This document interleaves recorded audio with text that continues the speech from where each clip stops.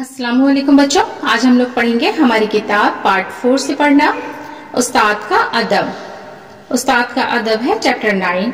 माँ बाप की तरह उस्ताद का मर्तबा भी बहुत बुलंद है। माँ बाप हमें पाल पोस कर बड़ा करते हैं, हम पर उनके बड़े एहसानात हैं।